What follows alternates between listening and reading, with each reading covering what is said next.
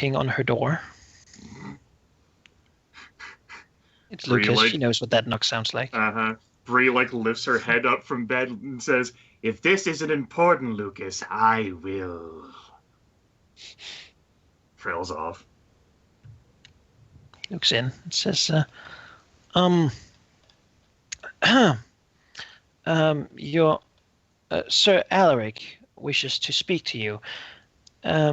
I think he wishes to invite you on another expedition. Bree's head lifts up even more. Oh, does he? Oh, of course. Where would he be without me? Where is he? In a ditch somewhere. The courtyard right now. They're all meeting to discuss something. Bree swings her feet out of her bed. They're all? Do we have guests? Just Lord Tyrell and his companions. Which Tyrell? Just Sir Ashra Tyrell. Oh. Bree blinks, stands up. Companions. Sorry, is this yes? Anyone who's been here before? All of them, my lady. Sir Willem, Sir Laygood, and Sir Riceley. They were here at the tournament. Bree's eyes brighten. Laygood! Yes. I'll be down. Just have to put my boots on. Lucas, yes, my lady, I will inform them. Splendid. And goes down to go to Alaric and the others. So, Lady Bree said she would be right down. Alaric nods. And then a few minutes later, Bree, the door opens and Bree pokes her head out. Dorian looks to her, sort of meeting her gaze just as he steps out, with eyes that say, "Oh yes, we're here again." It's sort of, he, in a way, it seems like he's kind of relieved she's here, because she was good to have when shit went down. Still, it also seems like, he's sort of internally making the star of the seven across his chest, because usually when she gets involved, it means that something's going to go down. Look, in some crazy way. So look, it was only one time that we got involved. It was a 100% success rate, but it was still only the one time. Mansell Laygood has a very different. Ethan looks at her, sort of slightly worried, but still sort of skeptical. Ashford doesn't really. He's just looking at the others. But Mansell basically braids out his arms and says, "Oh, Lady Caladan, come here." Bree chuckles and says, actually, she doesn't say anything. She just chuckles and walks up the stairs. It's been too long. Have you been drinking your coda? You should look at her. Bree says, No, there's no room after those two big bastards over there, pointing at Varen and then mollifying, and their cousin, drink everything. Francis, terribly rude of them. Oh well, I can't blame them though. He sort of grabs Bree in a really a bear hug, and just sort of tries a little bit to crush her.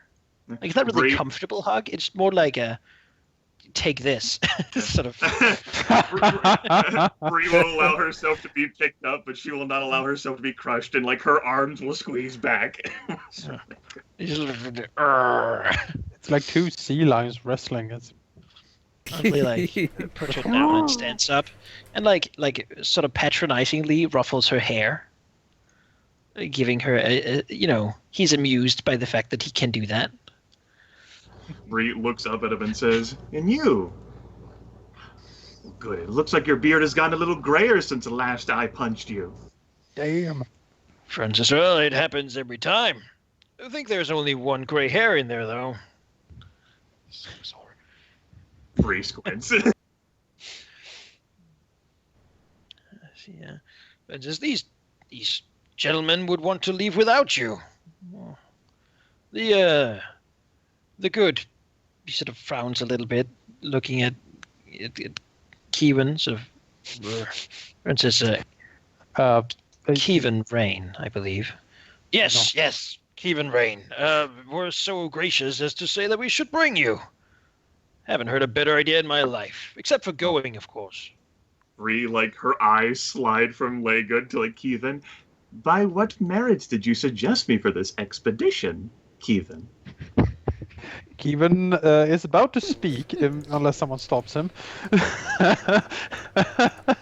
Orion steps in and says, the good Kevin said that you would possess skills and abilities that the rest of us do not. You are smaller, and you seem to be able to handle yourself in a way that might carry less attention than the rest of us. So listeners, I certainly have been in a situation that I myself alone could not handle, and I think diversity in our little company here will be necessary. Kevin closes his mouth and nods. Well, Bree looks over to Alaric. If Sir Cousin wishes for me, if Bree looks over to Sir Tyrell, and the Lord Tyrell approves, then I shall accompany you. Shashra looks to Alaric. Alaric looks at him and kind of nods, like, yeah, sure. All right, Shashra sort of shrugs and says, all right, she's your responsibility, Laygood. Bree looks up and says, I can disguise myself as your squire. Might make you feel important. Who did she look at? Oh, Laygood. He Yeah, looks down and says, never had a squire more than a few evenings. Bree's like knuckles pop like in her right hand. All right, think you can handle it? Sure. Why not? You have to mail for it. That works. Eden Bryce sort of frowned slightly. Mumbled something about it being very unorthodox for a lady to act as a squire. But it seems that Sir Ashra is okay with it, so... Yeah. Ashra looks at the rest of you. And I heard that you braved the Dornish Mountains with Sir Alaric here, so... Well, I do somewhat intend us to enter the mountains, though these ones should be a lot less dangerous. A white lion would be the most dangerous thing we could find there. Kevin, cocks his head a little bit. Do they actually exist? He nods as well. Yes, I've seen a pelt once. They are very rare, very big. Man-eaters, very much. You don't want to meet one alone. Bigger than shadow cats. His eyebrows raise up. Those are the normal kind, smaller, yellow.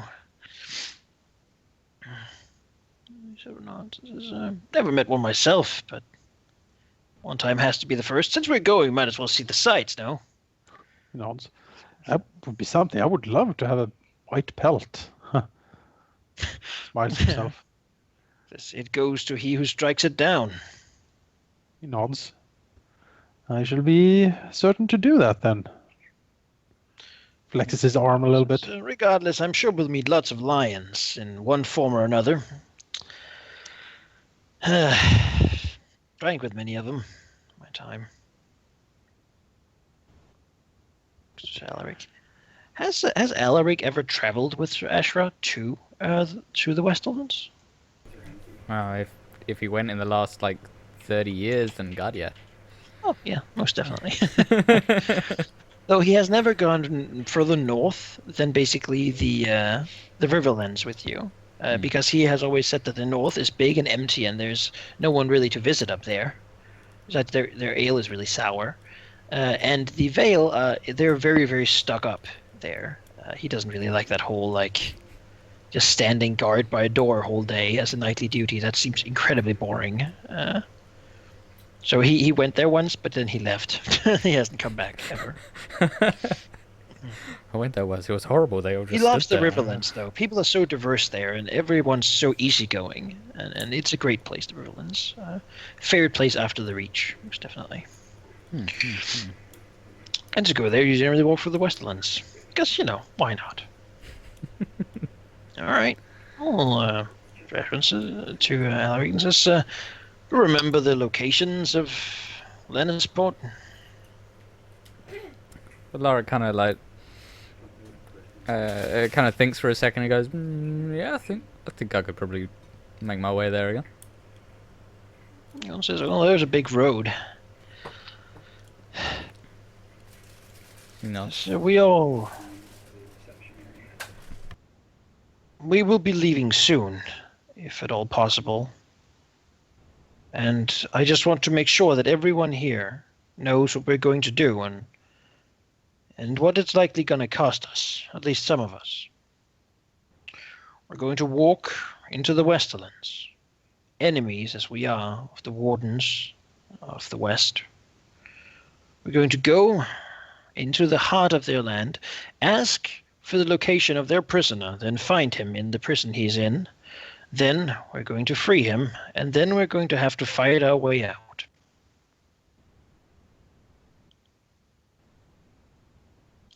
I have not done something like this before. But I have not had to. If we succeed at this, I cannot imagine any of you, says to you, no matter how big, how small, no matter your birth, will be rewarded with titles and perhaps even lands. It is a tremendous undertaking, but if we do this, if we manage this, we will have been able to turn the war just by doing that.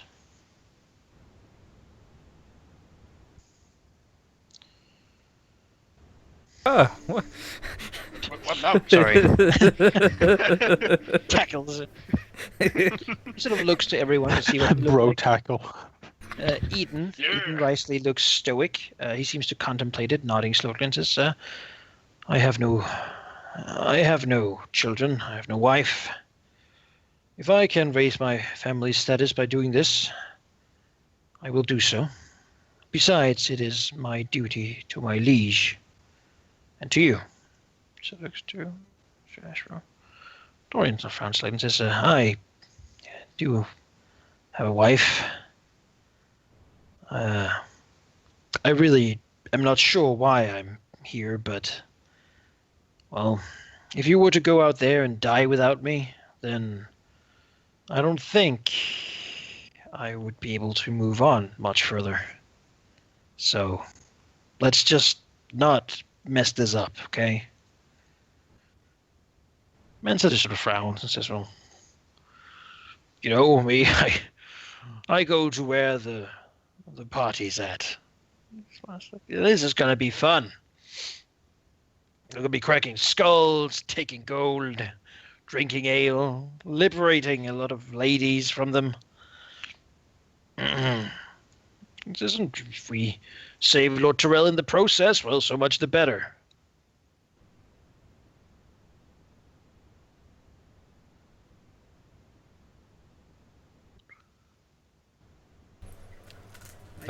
Alaric will kind of nod and say, well, if rescuing ladies, bringing honor to the house, and maybe some extra land for your family isn't good enough reasons, then saving the Longthorn is a good enough one as it is. At the mention of land and title, Burns' eyes will go a bit wide, and his mouth will start watering a bit, and he will visibly swallow a few times and just nod. Yeah, well, I'm like, yeah. Well, we'll keep on look around.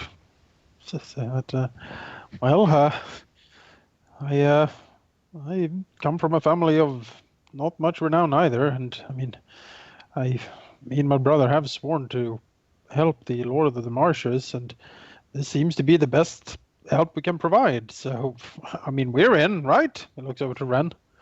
who probably has a slightly pained expression. Yeah. He nods. All right. What does You Bree have- look like, even if she doesn't say anything? What's Bree, your thoughts? Bree has like that stoic like look that Eden Risley has with her high deception and treachery, and her mind is like, wait, what? There's war? Like Longthorn's been kidnapped? Where the hell was I? How long was I asleep?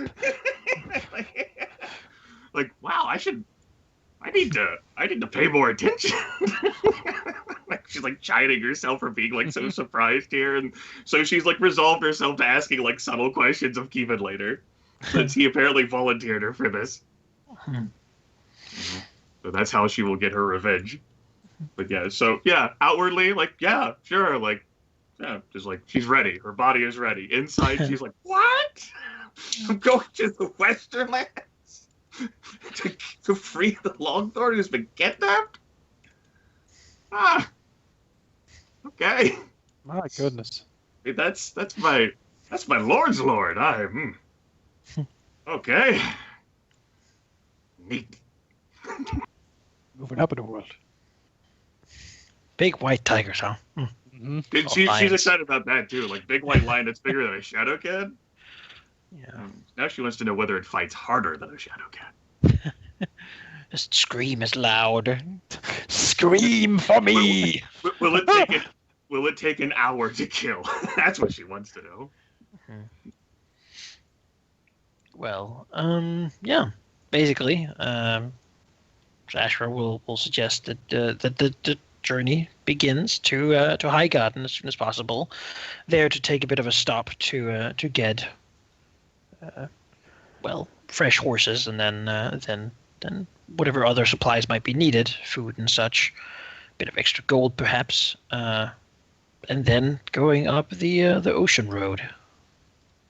There will be many travelers, likely, people bringing many of the food of the Reach. Now that winter's ending, people begin to sell out of their crummy stores, basically, because war generally needs a lot of food, and since people have kind of been eating everything they had for the winter, there's a lack of it, to say the least, to feed the troops, and so, well, people who have stores are selling them now, and the road to Lannisport can't be that dangerous. I mean, it's through the Reach, and it's through the Westerlands, so lots of merchant going there with food to sell to Lannisters for the war effort.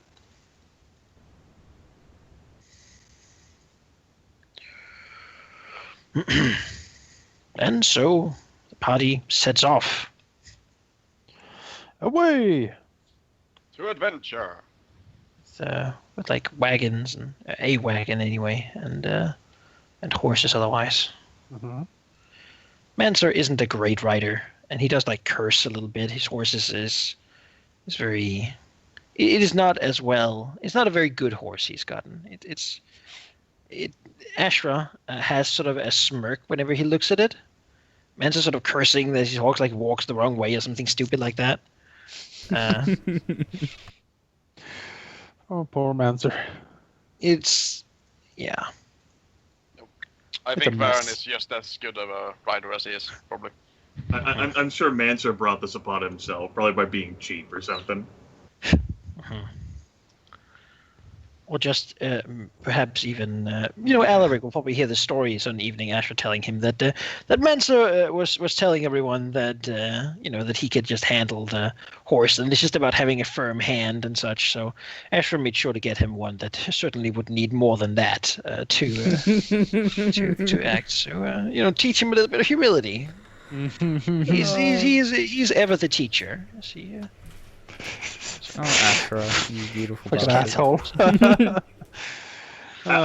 Alaric has like flashbacks and that moment Yep. all the times that Asher was like a dick to him. You remember my teachings, don't you? You're like, oh boy, do I. Fucker. Yeah. The first years were very difficult for Yeah. Alaric. Some nights I wonder whether you're still teaching me. Always. I can't even help it Oh. at this point. Oh.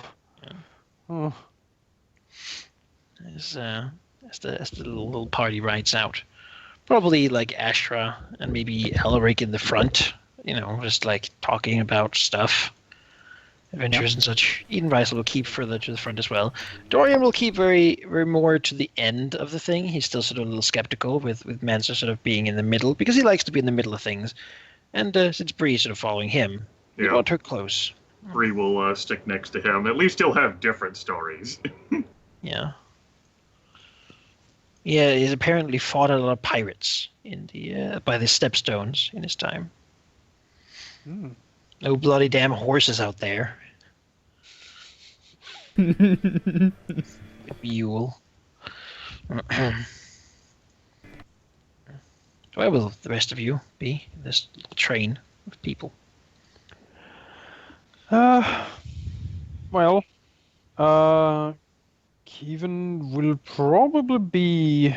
They don't really need him to lead them anywhere currently because we're going on roads everyone knows, and it's like we can't really get lost. So he would either be out up front doing a bit of scouting work if the rest of the group thinks that is needed. He would be like an outrider type position. If he asks, so Asher will give him sort of a weird look and say, this is the Reach.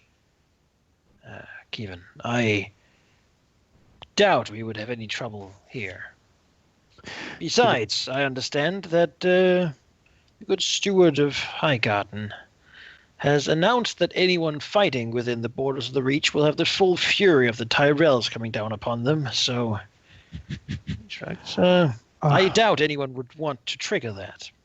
I mean, tell that to the Vipers. I mean, Sorry, what was that? Nothing. We'll fucking murder those cunts again. We have to, I mean. He nods then and will back down from the outrider position and probably hang in the back-ish part of this train. Slightly awkwardly riding next to Dorian. Yeah. Ren, like here. In there, somewhere. See, in that case, like once every 10 to 15 minutes, Keevan's aware enough, he'll look over, catch Bree's eyes looking at him. He will glance back and sort of frown worriedly at her. A small smile will come on her face almost every single time. A few times she'll wiggle her fingers in a half wave, and then ask Manser some question to keep him telling his stories. Keevan will look He laughs a lot. Manser is not a quiet storyteller. But always, Kevin, always the eyes. Cold sweat started beading on his forehead. Kevin gets the haunted drawback. Bree's thinking, what did he say about me? After the first 5 hours or so of this slightly awkward, perhaps Kevin looking at Ren, who's looking at Kevin, sort of looking, and it's so what are we even is this how people normally? Is this what knights do? Dorian will sort of move up a little bit to Kevin and look over to sort of play a glance when she's not looking and say, what did you do to get her attention? But we'll fidget in the saddle and say, I don't know, sir. I sort of looks over. I mean, I fought beside her, and I've seen her prowess and all that. But you know what they call her? Yeah. Well, I heard she was a demon, but I mean, she doesn't look like much of a demon. Then again, when she fights, she kind of Stormcrow. There's quite a few names out there. She looks and says, I'm not sure myself, though. Well, the chick's sitting for her. Makes you believe in legends, huh? He nods slowly. If someone told me that a small girl of not really a woman grown could fight like she fights, shakes his head, I would have laughed the person in the face. This is my thought. I thought you Dornish were different in that way. He shrugs. Truth be told, I am not that much Dornish anymore. It's kind of been beaten out of me many times. He looks over to Ren. It's my dear brother who cherishes that heritage more than perhaps I do. I don't know. Family matters, and it's complicated. Sort of glances over to Bree again. I mean, there was warrior queens and dragons. I mean, she might be a descendant of those. I don't know. To her. I don't know. She doesn't have the look of a dragon. It's true. It's true. She squints at her, maybe trying to vision her as a dragon. In response to that, like, Bree's head will slowly, like...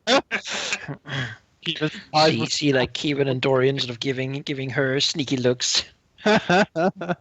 Whispering. Bree lifts her hand again in a friendly half wave, this time at them both. Kevin sort of waves back, a little worriedly. Dorian sort of gives her a wary sort of a nod, half nod. Recognition as she looks at. Then both of them will see Bree like narrows her eyes at Dorian for a few seconds. You will look over to Kevin and sort of say, "You're walking on a knife's edge." Sort of, he swallows visibly and said, "Fate is about this one. You've been involved in it. It's too late to get out." Is it really that bad? Bree will look away. I sort of seems to think a little bit, says, I promised the closest thing I've ever been to a dragon to never tell anyone about what happened. She looks like Kevin right in the eyes. Says, you'll know it when it happens. Kevin is now white a little bit, like the color sort of draining from him. And he sort of looks at you and says, just wanted to give you a warning.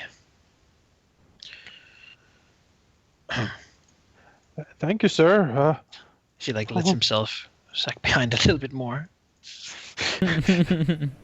Ren looking to Kevin like, what's that about? Not really having heard the whole discussion, you know. Kevin looking positively frightened. And so like you know, he's also a physical storyteller, so he does the thing where he like almost pushes Bree off her horse as he like says, I know, probably saw a few times where Bree like ducks a hand that goes like flying towards her. I lost the squire in that way. Broke the arm up to the shoulder. Horse freaked and ran off with him. Dragged him behind it. It was a terrible mess. He looks at her and says, and again, I'll get you soon enough.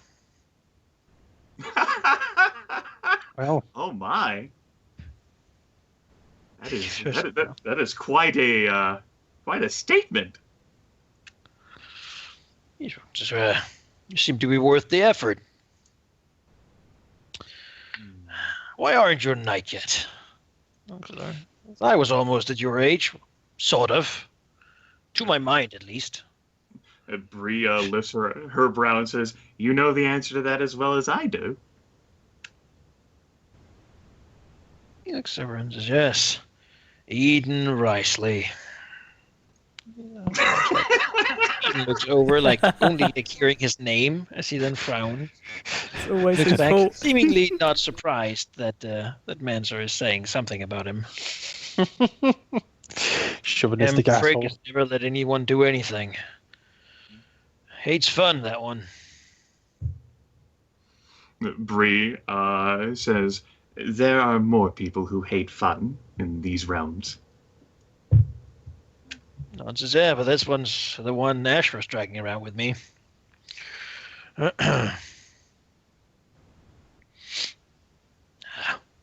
We'll teach him better manners at some point. Maybe you could beat him up one time. I'd like to see that. Bree shakes her head. Oh no, why would I? Look at him. He's so polite. Let's look at the Francis. Ah, that's why you're not a knight then. Mm-hmm. Because I don't want to hurt polite people? Yeah. Maybe you should try being polite then in the future so I won't have to rough you up again. Feisty. If I had a son, I'd marry him to you. I appreciate the consideration. However, if the decision, in theory, is not mine to make. Ah. This is his hands. You know, there was once a man who said that he did not have a decision to make, and he goes into telling another story about a spice merchant, and the spice merchant's daughter, whom he definitely thought he had the power to control, who she was supposed to, be around, I suppose. Did not end well for him. Bree is glad to hear any story in which Manser Laygood got his comeuppance. Manser has been punched a few times. Most of his stories have him being beaten good and right at some point. And that seems to be the parts that amuse him the most. Basically, his failures of the past, where, and then 7 guards came into the bedrooms with staves and beat him bloody before they threw him in the river. Sure. And he dragged himself up, and he looked like a dead chicken at that point. And he it's a great story. Bree does like that. Some people looking towards the front of the line here, like to just constantly brag about their successes. But Manser Laygood is someone who can acknowledge and find fun in surprises of life. He seems to enjoy failure after the fact. Right. And usually he also has the stories ending with him getting revenge or getting some sort of symbolic victory anyway. Yeah. Bree is certainly not as lighthearted, but she can appreciate. Everyone hears his stories. He's very loud about them.